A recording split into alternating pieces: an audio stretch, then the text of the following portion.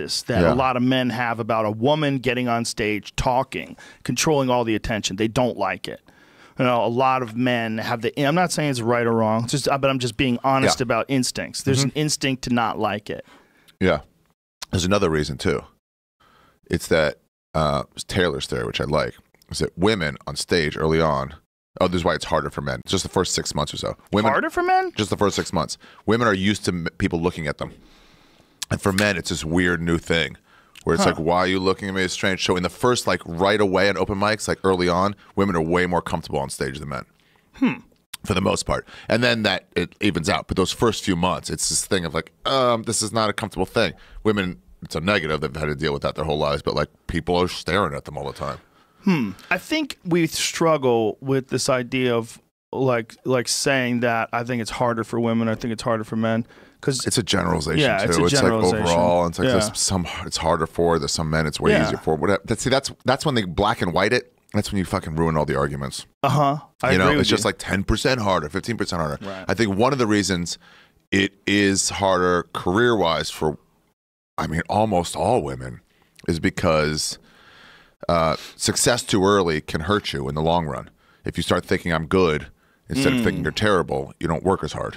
That's just a human nature thing. Why more for women than for men? Because we're in such a category of needing women performers that we go earlier and earlier in development in order to pluck them up.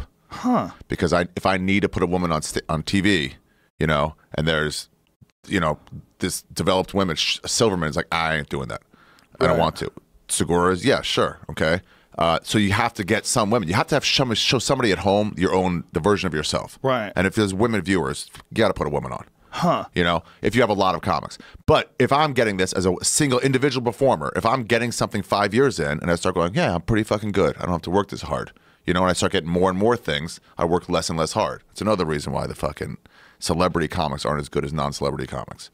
But if you start getting stuff, you start like, I don't need to work that hard to get it. If you have to study for an hour to get an A, you know what I mean? Then why would you study for 7 hours? Right. An hour gets you there. Yeah. So if you start getting these successes, career-wise, like monetarily, you stop working as hard on the artistic part of it. You can. You can stop. Yeah.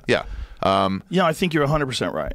Yeah. So and that's the drop-off. Yeah. It sort of does them a disservice as an individual to get stuff, but at the same time, you want to. So, I mean, as a former booker, all you got to do is look harder to get qualified women. Go to Indianapolis, find Miss Pat. You know what I mean? They're out there. Yeah.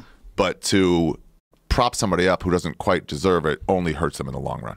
Yeah, there's the problem also is that you want to find a certain number. Like comedy should be almost totally egalitarian. Yeah. It should be just performance based. Yeah. I mean, I think if a club has a developmental project like Wendy does at the Comedy Works in Denver, then it might not be a bad idea to have all-girl classes. I bet that would give you a bump for anybody who feels uncomfortable and wants to learn how to do stand-up with all That's one of the reasons it's harder for chicks early on is because there's creeps at open mics. Oh, yeah. And they're not weeded out like they are at clubs. At clubs, someone's like, get out of here. We don't want you here. At open mics, it's any fucking freak that's there. And, man, that is not a fun experience to deal with. I think that drives them off the most right away, early on. Fuck yeah. Yeah. It's shitty. Nobody's good. And then also I got this fucking smelly guy fucking leering over me. Yeah. Fuck this. 100%.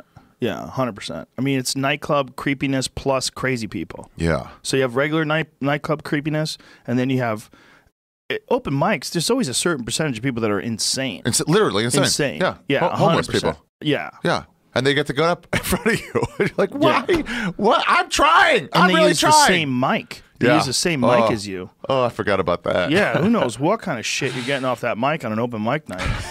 And the store, especially back in the day, they didn't fix nothing with that mic. They never cleaned that thing. That thing was growing all kinds of shit on it. At least it didn't have a foam top like this does. To hold?